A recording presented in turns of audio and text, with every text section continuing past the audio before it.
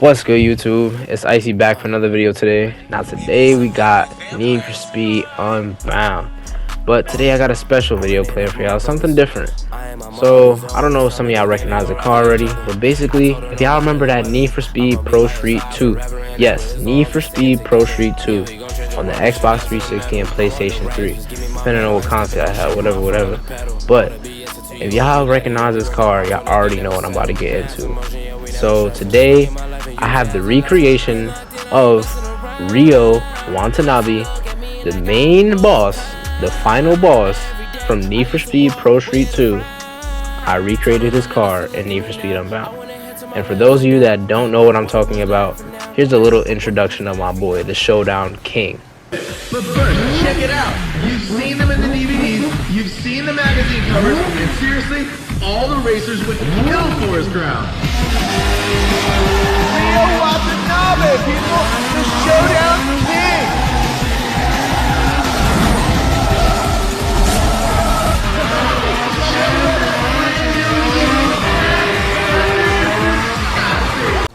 Now, if y'all don't have any type of idea who Ryo Watanabe is, the Showdown King himself, after that introduction, I don't know what to tell you. I don't know. But I did try my best here to recreate his car. Some of the body parts that were available back then aren't in this game. Some of the cosmetics aren't available how they were back in this game. But I did try my best. I promise. Need for Speed Prostreet 2 was one of my favorite Need for Speed games growing up. Still one of my favorite games to this day. I would replay it over and over and still not get tired of it. It's just absolutely one of the legendary games that's ever been released on consoles, and I love it to this day. And Ryo Watanabe was one of my favorite characters. He had the coolest car in my opinion. He had a car for he literally used the same car for every race event, like whether it was grip, whether it was drifting, or whether it was speed. He just used the same car and he won every single time. Like he's that guy. But you know what I'm saying? Let's get into how I actually made this car. Now, I'm not gonna lie to y'all, I did not put these decals on here. I did not do this myself. Somebody in the community took their time and made a wrap for it, so I just slapped it on there and I called it a day. Because if it's already done for me, why am I gonna do it? You know, like, you know what I'm saying? Why?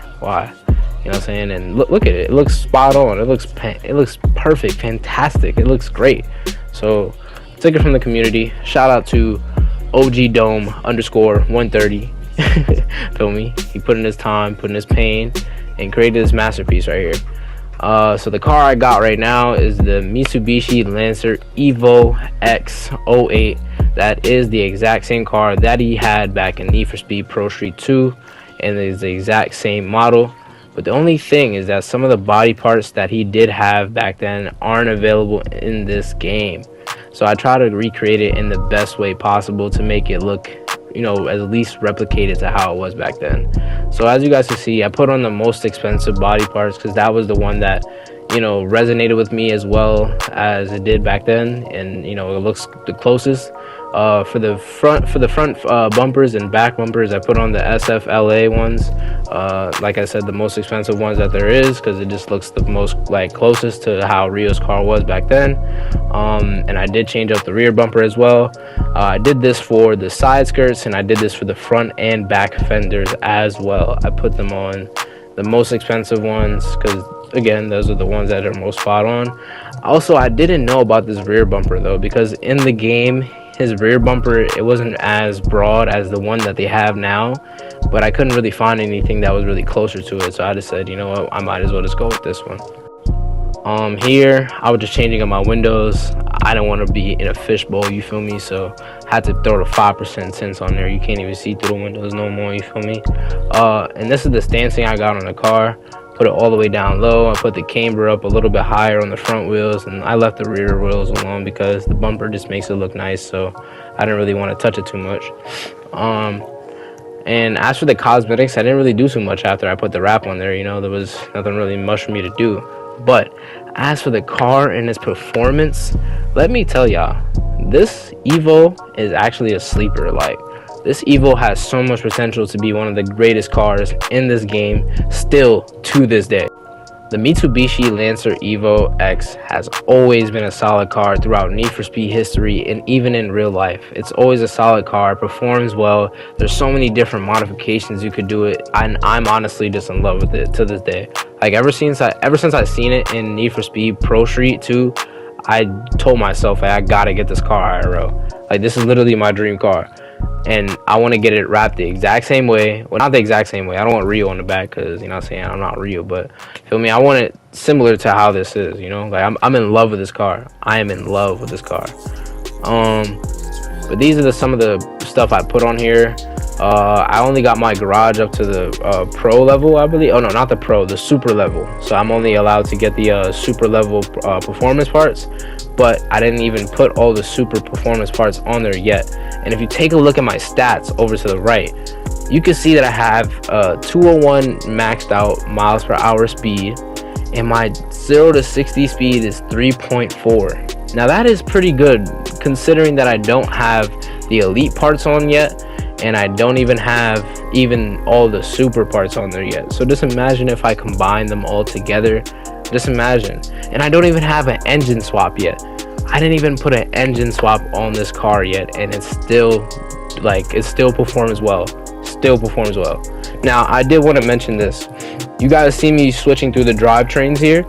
The only thing I would say about this car, I don't want to put an 8-speed or a 7-speed on there because it just makes the car feel a lot different, and I don't like that feeling. Like I would stick to maybe a 6 or 7 speed, just like the acceleration wise. Like the acceleration, you don't get the same boost as you would with the 6 and 7 speed. Say if you put the 8-speed on there, you know, if you put a turbocharger on this, you know, it's really meant for like short give and go, and you know, it doesn't really pick up too well on long distance speeds. But when you're switching through the gears, like you'll definitely feel the difference if you put an 8-speed on there as per se to a 6-speed or a 7-speed. You'll definitely feel the difference in acceleration. But otherwise than that, the handling on here is pretty well.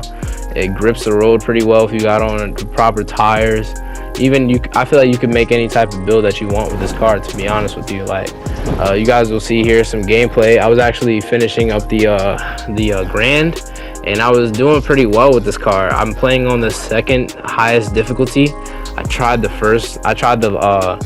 highest difficulty in this game, and I just couldn't even get first place. Like it was just brutal. But honestly, I think this car could do great, not only in story mode, but even in PvP online. Like this is that type of car that you could just back out on anybody, on any car, and you could just succeed and just wipe them out the dust if you're a good driver. I'll say that, because this car, you know, it doesn't really require, it's not too difficult to handle, but you know, you definitely do need to get used to handling and, you know, work out the kinks and whatnot, and, you know, adjust to your playstyle. Now me, as per se, I feel that this car fits my playstyle so well because it's just a great mixture of everything. Like if you want to drift real quickly, you know, get the quick turn off and then boost right away, you could definitely do that. Now if you want to pull off a long drift, you could definitely do that. It's just gonna take a little bit more finesse, you feel me? You're gonna have to get to that more advanced level in order to pull that drift off, but you can always mess with the handling if you want. The speeds are pretty well. It picks up speed. Like, you know, you can see my 0 to 60 was so fast just now, and I didn't even have to do too much. It was just like that. It snapped at the fingers. But yeah, this car is like amazing in this game, and it's always been amazing in every Need for Speed game. Like I remember back then in Need for Speed Prostreet 2, when you unlocked this car after you beat Ryo, it was like the best thing ever. Like you couldn't, like no one could touch you, even in online. Like you got this car, like you're just goated. You're unstoppable in the streets, man. You're unstoppable. And honestly, throughout the lineage of Need for Speed games, the Mitsubishi Lancer Evo has just been always a solid car. Need for Speed Heat, Need for Speed Most Wanted, in back in the old days when they had carbon, like it's always just been a solid car, straight up. So the Evo can never really fail, especially with the modifications that they got now that you can put on the cars, with the engine swaps and the super and the elite parts. It's just, you could do so much with this car that you can never fail with it. Don't mind that crash right there. You know what I'm saying? Yeah, please do not mind that crash. But anyways, If you guys weren't even looking to recreate Ryo Watanabe's car in Need for Speed Unbound, I would definitely still say to pick up this car. It is a must-have in any Need for Speed game. It is one of the sleeper cars that people don't even like to talk about because they're so interested in the supercars or whatever. No, this car, modified correctly and behind the right hands or behind the right driver, can smoke anything. I promise you. The top speed on here is phenomenal. The acceleration is even better. The handling is on par with supercars and everything else that's in the game. You can't beat it, literally. Like, I remember back in Need for Speed Heat, the 911 Porsche Carrera, that was one of the best cars. And this car, the Lancer Evo, was right behind it. It was right behind it in the lineage of cars. In the rankings, this was right behind it. And honestly, I would probably put it at number 1 because I've beaten many 911 Porsche Carreras in Need for Speed Heat with this exact same car that I have in Need for Speed Unbound. So I'm telling you guys, trust me on this one. This car is amazing. But otherwise than that, guys, how are you guys enjoying Need for Speed Unbound? I am absolutely loving it. I play it almost daily for like a couple hours, get a couple races in, try to get some money, try to get some new cars, whatever, you know, and then the police chases, of course. But I'm absolutely loving it. I love the graphics of the game. I like how they got the new like comic book details, almost like with the cars and how they drift and the smoke and everything around the wheels. Like, I find it so cool. I like how they bring back like the tail light beams, like from like carbon and everything like that. Like, you know, those are a nice detail to add on, you know, when you're speeding.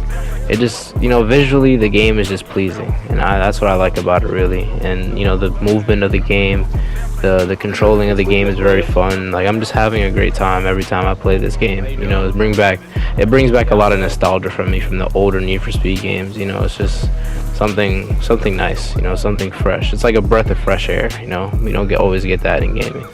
And speaking of breath of fresh air, look how I'm breezing through these races. Meanwhile, I am on the second highest difficulty, guys. The second highest difficulty. I am doing one of the grand prize races, or whatever you call it. I am doing one of those, and I'm just absolutely breezing through these races. I don't care if she got in front of me here. I still won this race. I still come in first. Like, look at the drift, and look how oh my god, like, do y'all see how I just hit that drift just now with the boost while still drifting? And you're gonna sit here and tell me that this car's handling is not like come on, you guys see it. I don't even have to say too much here. Like, this car is amazing. Like, I can see why they always keep it in the Need for Speed games and they always bring it back, and it's always one of the best cars that's in the game. It's literally unbeatable. It's a Japanese made car.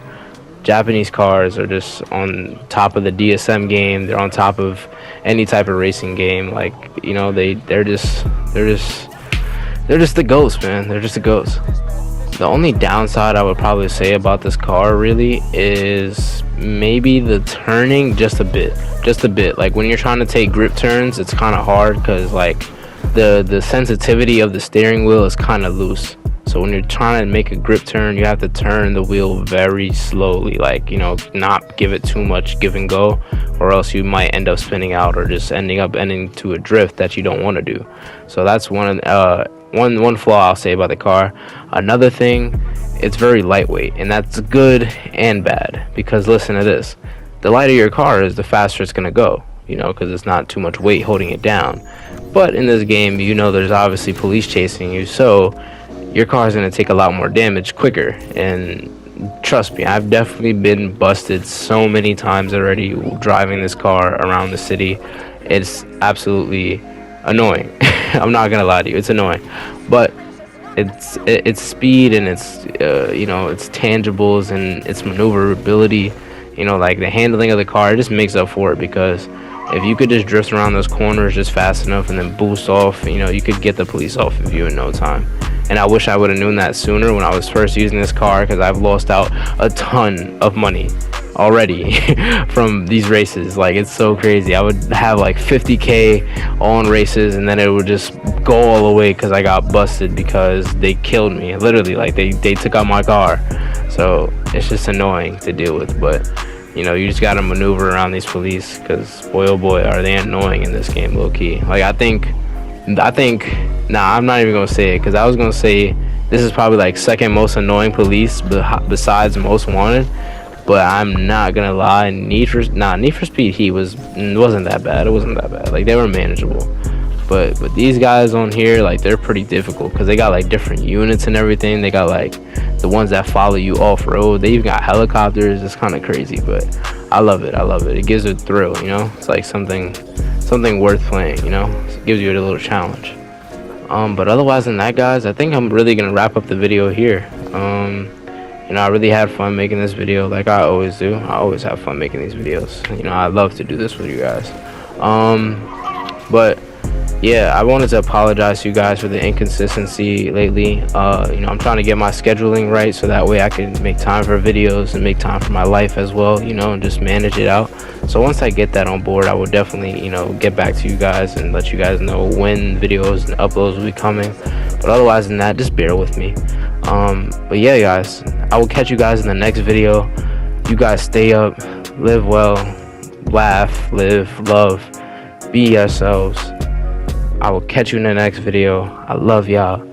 Peace.